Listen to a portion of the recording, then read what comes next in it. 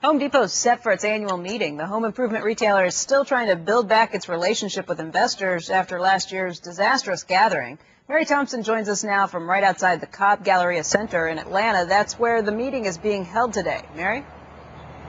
Well, Becky, the Atlanta-based company has undergone a fairly big renovation over the last year. It's replaced its CEO with a cheaper one.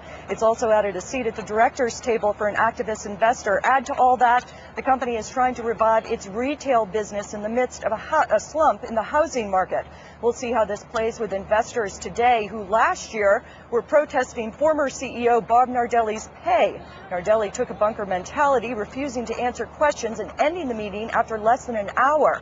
The directors who hired him 5 years ago didn't show up, and investors retaliated by withholding over 30% of the votes for their re-election.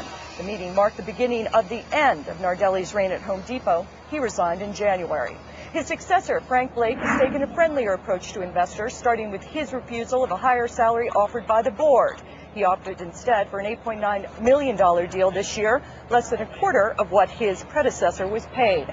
Pat McGurn of ISS, the proxy advisory firm, also thinks he's going to take a different approach to the annual meeting.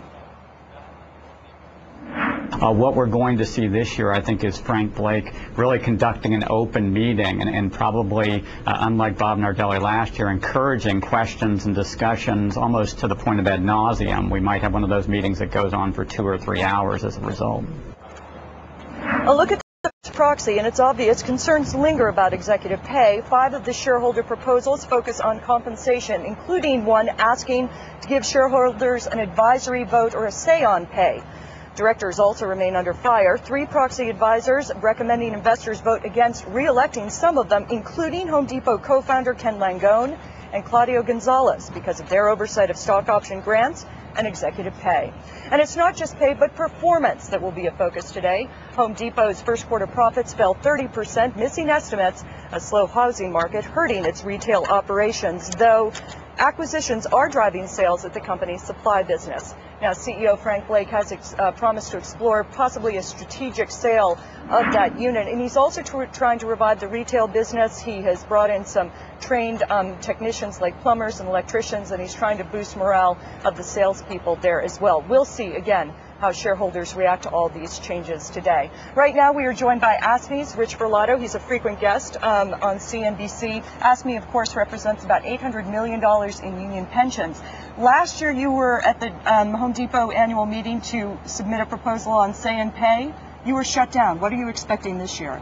We expect a much different meeting this year, Mary. I think the board and Blake is going to reach out and really be conciliatory to investors. They're going to want to hear from us. We're going to want to hear from them. But we need more than just a good meeting. We need a board that rebuilds itself.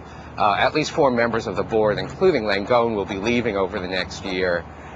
There are strategic challenges with their retail business. We're still not completely satisfied about CEO pay.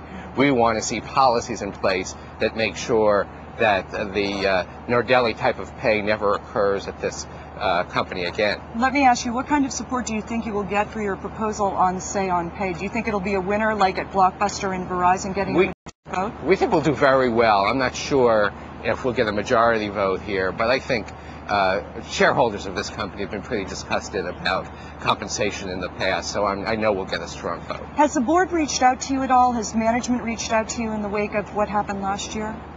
They've approached us. We've had some initial good discussions with them.